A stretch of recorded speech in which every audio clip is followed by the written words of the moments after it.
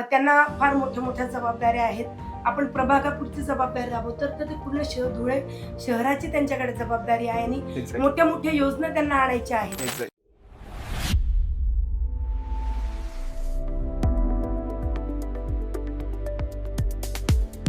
नमस्कार मित्रांनो, राजकारण म्हणजे फक्त बातम्या नाहीत तर निर्णय, दिशा आणि देशांचं भविष्य. सत्तेच्या पडद्यामागची सत्यकथा, जनतेच्या आवाजाला शब्द देणारा आणि प्रत्येक प्रश्नाला थेट भिडणारा हा आहे आपला राजकीय संवादाचा मंच. मी आहे कुंदन पाटील आणि तुम्ही ऐकत आहात शॅडो टॉक्स विथ 4 प्रो, जिथे बोलतो मुद्दे सूद, विचारतो निर्भीड आणि विश्लेषण करतो स्पष्टपणे. राजकारण समजून घ्या, मत ठरवा आणि सजग नागरिक बना. चला तर आजच्या विषयाकडे वळूया. सर्वात प्रथम आपली थोडक्यात ओळख करून दिली तर बरं होईल. मी वंदना संजय भामरे, प्रभाग क्रमांक 7चे भारतीय जनता पार्टीची अधिकृत उमेदवार. प्रभाग क्रमांक 7 रुपाली जगदीश पाटील, क मधली उमेदवार. मी विजय अरुण देवरे, प्रभाग क्रमांक 7 ड चा उमेदवार.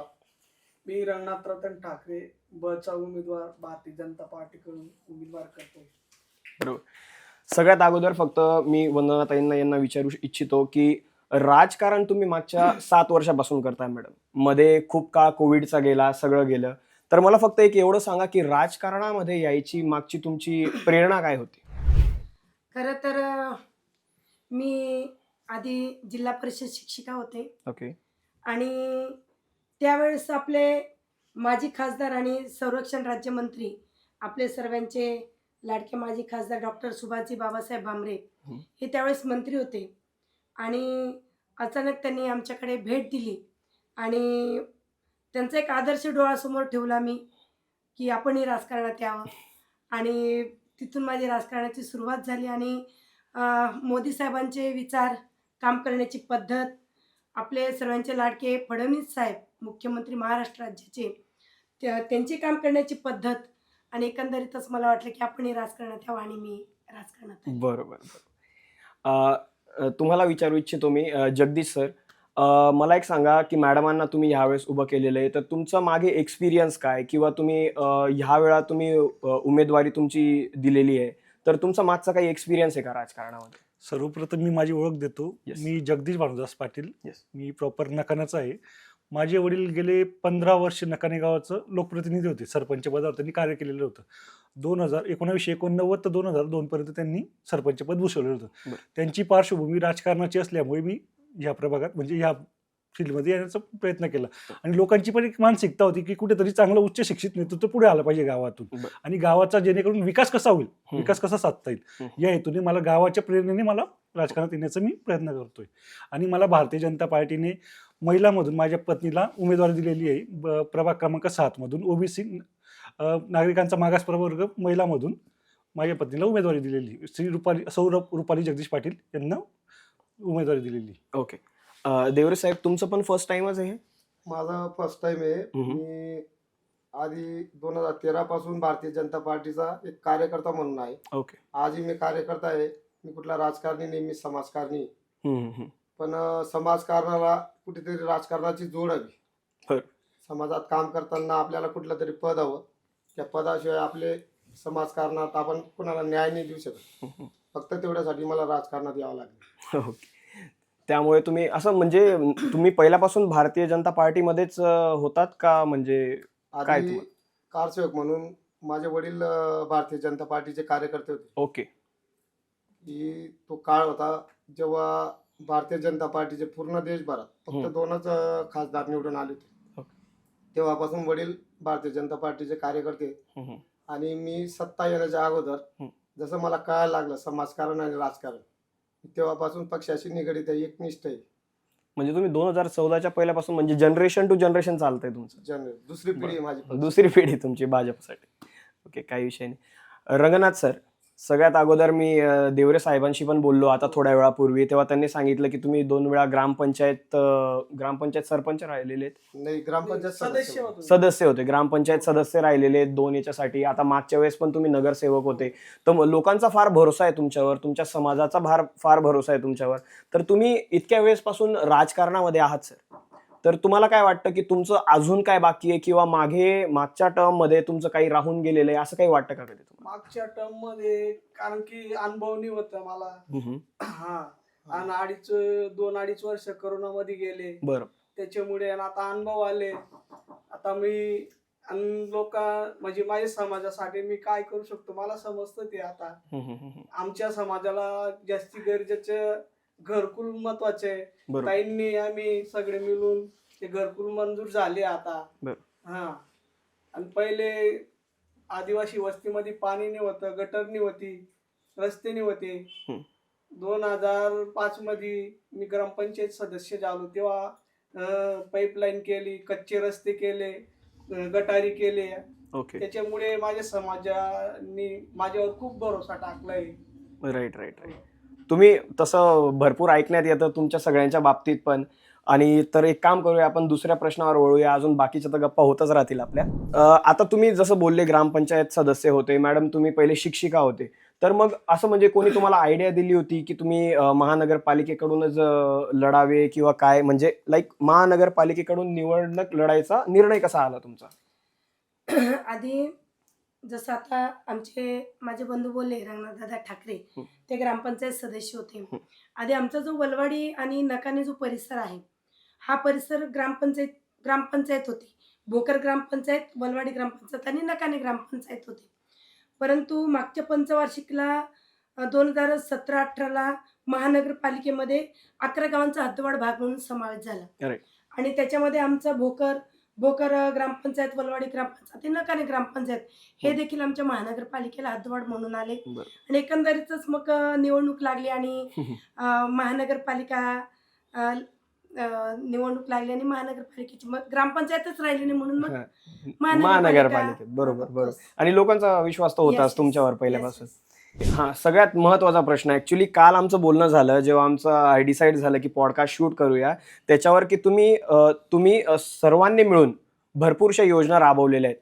त्या बाबतीत मला एक जरा थोडक्यात माहिती करायचं होतं, आणि कोणी त्याच्यामध्ये कसा तुम्हाला हातभार लावला, फक्त एक तेवढं सांगून द्या, म्हणजे पुढच्या प्रश्नांकडे मी त्यांच्याकडे खरं तर ज्यावेळेस आयुष्यमान कार्ड सुरुवातच झालेली होती आणि त्यावेळेस मी माझ्या प्रभागामध्ये 5,000 लोकांना आयुष्यमान कार्ड वाटप केले. आणि त्यावेळेस माझे सहकारी रंगनाथ भाऊ असतील, रंगादादा असतील आणि मागची सहकारी सगळ्यांनी त्याच्यात मला मदत केली. आणि त्याच्यानंतर आमच्याकडे आता आपण म्हणतो संजय गांधी निराधार असेल, श्रावणबाळ योजना असतील, अनेक ज्या काही योजना आहेत त्या आजही म्हणजे मी मागच्या 5 वर्षाला नगरसेविका म्हणून तर राबवले, परंतु जेव्हा आम्ही नगरसेविका आमचा कार्यकाल संपला बरोबर त्याच्यानंतर आजपर्यंत आम्ही त्या योजना आम्ही राबवत आहोत. त्याच्यानंतर सर्वात महत्त्वाची योजना होती आमची ती घरकुलांची. तर रमाई आवास योजनेतनं मी संपूर्ण शहरामध्ये इतिहास झाला महानगरपालिकेचा की 450 ते 500 रमाई घरकुलं बांधण्यात आले. त्यात माझ्या एकटीच्या प्रभागात 4,500 बरोबर. त्याच्यात माझ्या एकटीच्या प्रभागामध्ये मी 450 घरकुलं बांधून चांगल्या अवस्थेत बांधून पूर्ण झालेले आहेत आणि बाकीचे इन प्रोसेस आहेत.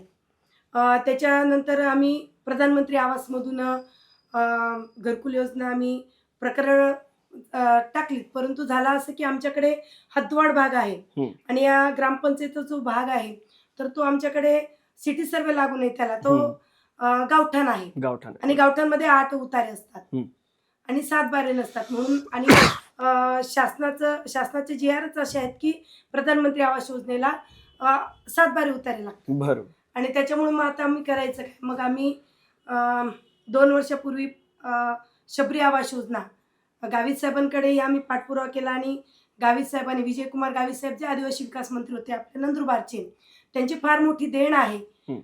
संपूर्ण महाराष्ट्रात त्याचा फायदा झालेला आहे हे मला आवर्जून सांगावंसं वाटतं, कारण त्यांनी शबरी आवास ही ग्रामीणमध्ये होती ती शहरात लागू केली आणि शहरामध्ये लागू केल्या आपण सांगताना मला पुन्हा आनंद होईल की धुळे महानगरपालिकेमध्ये पहिली आपली फाईल होती की शहरी शबरी आवास योजनेची. तर 256 घरं आम्ही मंजूर केलेली आहेत. आणि 700 प्रकरणं अजून प्रलंबित आहेत. आणि अजून मी तुम्हाला सांगते की शिंदखेडा नगरपंचायतीमध्ये त्या लोकांना पहिला आणि दुसरा हप्ता पण मिळून गेलेला आहे. आणि आता हे आचारसंहिता जर लागलेली नसती तर आपले सुद्धा बांधकाम सुरुवात झाली असती, आपल्याला चेक पडून गेले असते. बरं. परंतु 100% ही इलेक्शन झाल्यानंतर त्यांना चेक मिळणार आहे आणि ती सुद्धा योजना आमची ही सफल होणार आहे. बरं. आणि त्याच्यानंतर प्रधानमंत्री आवासमधून जे सिटी सर्वेचा जो विषय आहे, जे आपल्याला 7 बारे लागतात, तर ते जवळजवळ येत्या 3 महिन्याच्या आत सिटी सर्वेचं काम आपलं होणार आहे.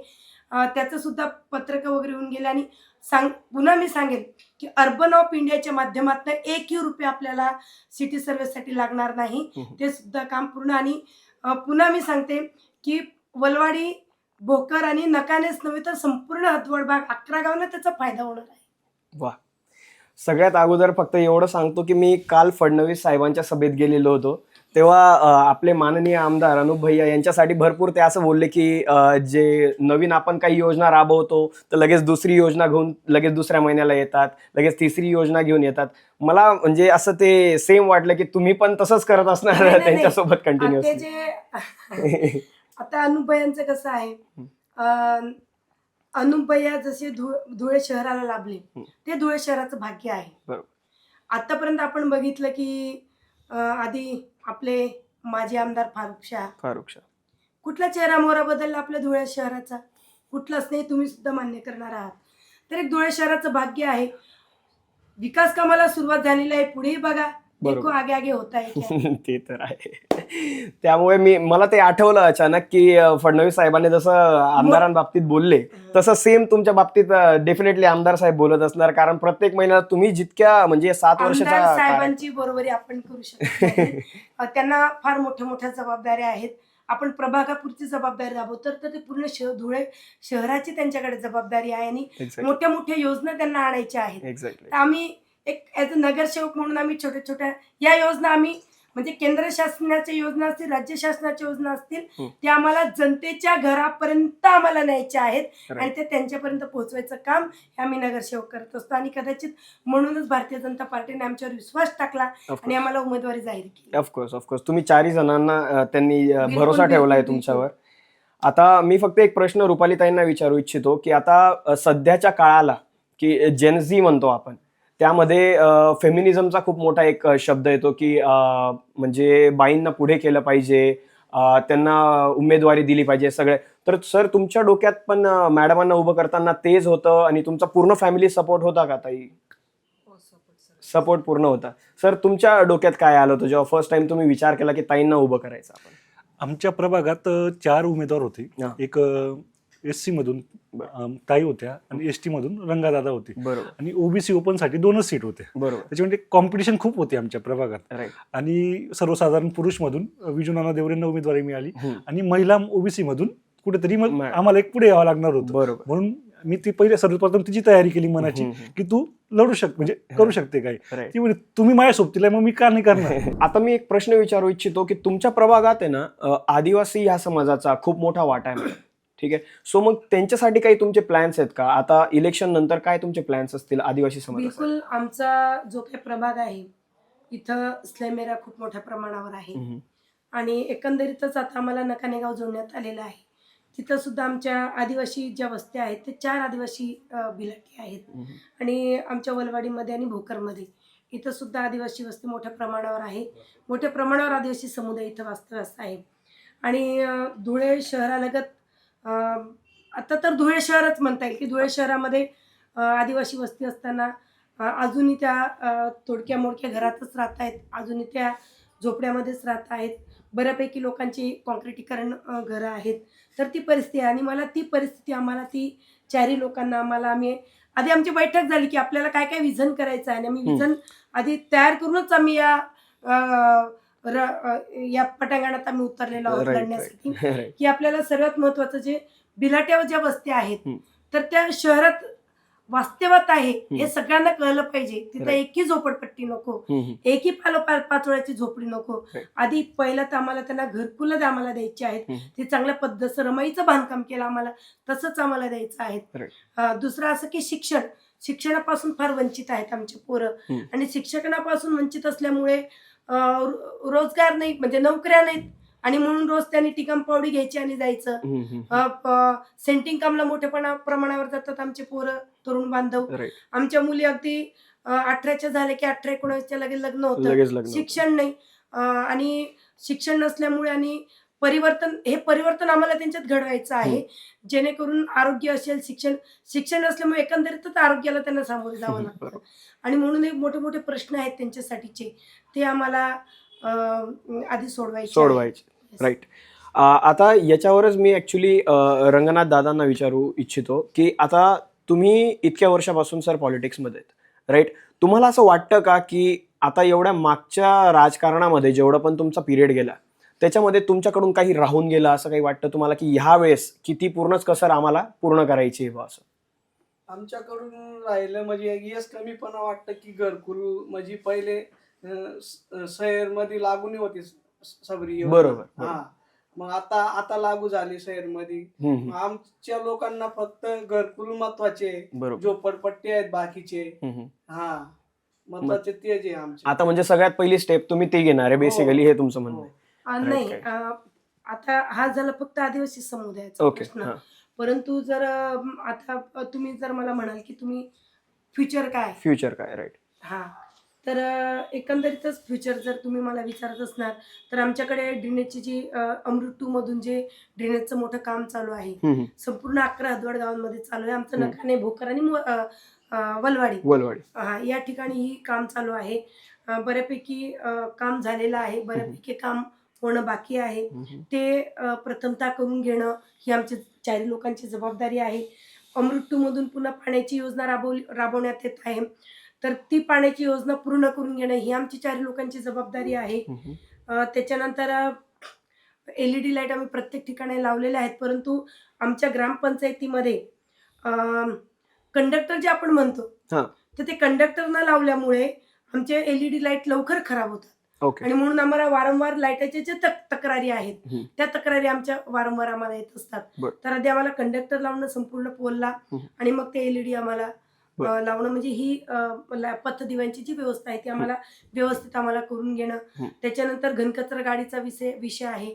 तर आता कसं होतं की आम्ही मागच्या पंचवार्षिकला आम्ही निवडून आलो, 2.5 वर्ष आमच्या कोरोनामध्ये गेले, 2.5 वर्ष कुठलंही काम झालं नाही. कोरोनामध्ये आम्ही फार, म्हणजे कोणाला रेमडेसिवीर लागत असेल, कोणाला व्हेंटिलेटर लागत असेल, कोणाला हॉस्पिटल लागत असेल, कोणाला ऑक्सिजन लागत असेल, त्यावेळेस कोणाला जेवण लागत असेल, कोरडं ओलं सगळं शिदं लागत असेल, हे आमचे वरिष्ठ नेत्यांनी, आमचे अनुपभाई असतील, आमचे गजूभाऊ, आमचे जिल्हा अध्यक्ष असतील, बाबासाहेब भामरे असतील, म्हणजे जेवढे पण आमचे रामदादा बदाणे असतील, जयकुमार भाऊ राहुल असतील, या सगळ्या वरिष्ठ नेत्यांनी आणि आम्ही सगळे कार्यकर्त्यांनी, सगळे लोकप्रतिनिधींनी आम्ही जनतेपर्यंत 2.5 वर्ष पोहोचवलं.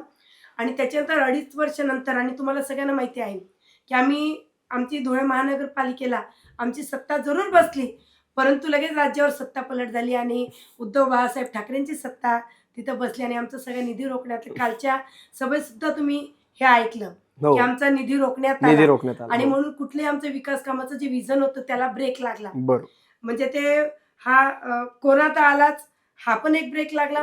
आणि त्याच्यानंतर कुठेतरी आमची युतीची सत्ता आली राज्यामध्ये, आणि युतीची सत्ता आल्यानंतर कोरोनाही गेला, आणि म्हणून आम्हाला काम करायला वाव मिळाला. आणि 2.5 वर्षामध्ये आम्ही ही सगळी कामं मार्गी लावलेली आहेत. जी कामं अपूर्ण आहेत ती आम्हाला पूर्ण करून घ्यायची आहेत. बरोबर. म्हणजे पण तुम्हाला असं वाटतं का की जर मुख्यमंत्री जर तुमच्या सिमिलर पार्टीचा असेल तर त्याचा फायदा होतो का मॅडम खरंच? म्हणजे आता तुम्ही जसं बोलले की शिंदे साहेब आले होते आणि त्याच्यानंतर तुमचा निधी रोखण्यात आला. शिंदे साहेब नाही, उद्धव बाळासाहेब ठाकरे, सॉरी माझ्याकडनं चुकी झाली ती. उद्धव साहेब आले होते आणि त्याच्यानंतर तुमचा साहेब आले तर आमची युती आहे ना. हा, युतीच आहे तुमची, राईट. बरोबर. तर त्याच्याने खरंच तुम्हाला फरक पडतो का? जसं निधी तुमची रोखण्यात आली होती त्यामुळे तर कामं थांबतीनच. पडतो, निधी नसेल तर काम कुठलं होणार? राईट. आणि अजून बाकीचं काही फरक पडतो, जसं बाकीचे काम मध्ये काही अडचण येते तुम्हाला जर आपली युती नसली किंवा काय असलं? कारण आता म्हणजे नगरसेवकच्या याच्यामध्ये म्हटलं आणि तुम्ही जिंकले असलं आणि वर जर कोणी दुसरी पार्टी असेल तर त्याच्यामध्ये अजून काय काय अडचणी येतात? अडचणी येतातच ना, निधी रोखला जातो, पुन्हा काही कामं होत नाही. बरोबर. त्याच्यामुळे, आणि आता तर बघा म्हणजे आमचा विजयाला सुरुवात ऑलरेडी झालेली आहे. हा हा कारण आमचे 4 उमेदवार या धुळे शहरामध्ये बिनविरोध आलेले आहेत. बरोबर, ही आमची विजयाची सुरुवात आहे ऑफकोर्स. आणि त्याच्यामुळे आता केंद्रामध्ये आमची सत्ता आहे, मोदी साहेबांची, राज्यात आमची फडणवीस साहेबांची आमची सत्ता आहे आणि 100% 100% आमच्या धुळे महानगरपालिकेला भारतीय जनता पार्टीचा झेंडा फडकल्याशिवाय राहणार नाही. ही आमची विजयाची सुरुवात जी झालेली आहे ते सगळ्या जनतेने आम्हाला कौल दिलेला आहे आणि हे आपण सगळे याला साक्षीदार आहोत. ऑफकोर्स आम्ही सगळे पण हीच आशा करतो की तुम्ही 4 जण पूर्ण पॅनल तुमचं निवडून येऊ. एक लास्ट तुमचा एक प्रश्न विचारू इच्छितो मी. बघा आता सोशल मीडियाचा काळ आहे मॅडम, बरोबर. तुम्ही पण कोणी उत्तर देऊ शकता यामध्ये, कारण ह्या गोष्टीला सगळे सामोरे जातात. सोशल मीडियाचा काळ आहे. जर तुम्ही तुमची म्हणजे काही चांगले कामं पण करत असणार, काहीही करत असणार, बेसिकली तुम्ही कमी चांगलं किंवा चांगलं, ठीक आहे, तर त्याच्यामध्ये खाली कंटिन्यू कॉमेंट्स येतात, ठीक आहे, टीका होते तुमची, म्हणजे सगळ्यांचीच टीका होते ती. बेसिकली मी पण काही टाकलं, मी काही व्हिडिओ टाकली, फोटो टाकली, तर टीका नक्की होणार अशी आहे. तर तुम्ही त्या टीकांना कसे सामोरे जातात? खरं तर म्हणजे मी माझ्या पर्सनली जर मी बोलेल तर 7-8 वर्ष आता होत आहेत. या 8 वर्षामध्ये मी जीही पोस्ट केली असेल तर अजूनपर्यंत एकही टीका, म्हणजे मी स्वतः सर्च करते की काय आपल्यावर टीका होत आहेत का, कारण कोणी जर आपल्यावर टीका करतं तर आपली चूक आपल्याला लक्षात येते बरोबर, आणि ती आपण दुरुस्त करत असतो. बरोबर. परंतु आतापर्यंत मला एकही असं वाटलं नाही की माझ्यावर टीका झालेली आहे. कारण आपण समाजाभिमुख काम करतो. लोकांना काय लागतं, लोकांसाठी काय, आपण त्याचा स्वतःचा फायदा कधीच बघितला नाही. 7 वर्ष आपण कधी पैशांच्या मागे आपण पळालो नाही, स्वतःचा फायदा म्हणून आपण कोणतं काम केलं नाही.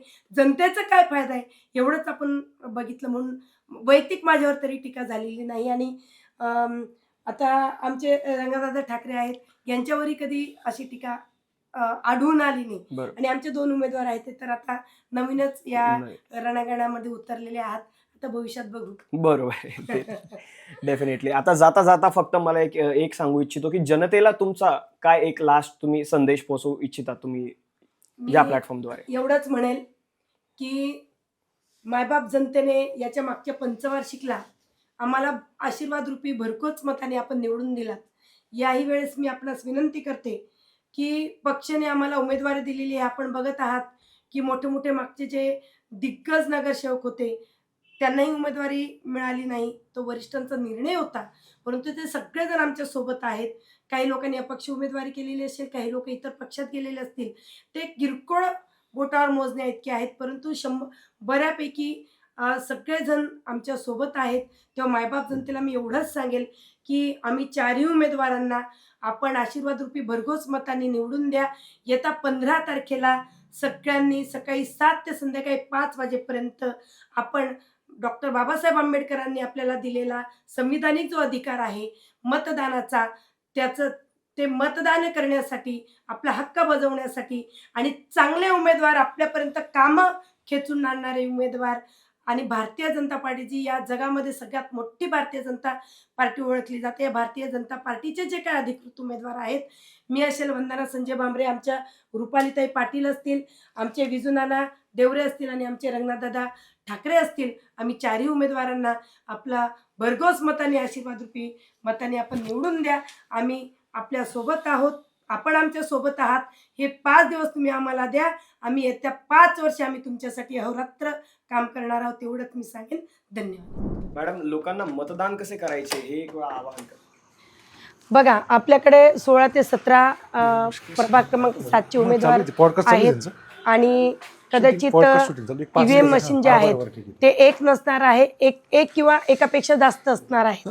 आणि तेव्हा जिथं जिथं कमळाचं फूल दिसलं तिथं तिथं 1, 2, 3, 4 वेळा कमळ शोधून दाबा आणि तुमचं मतदान होणार आहे.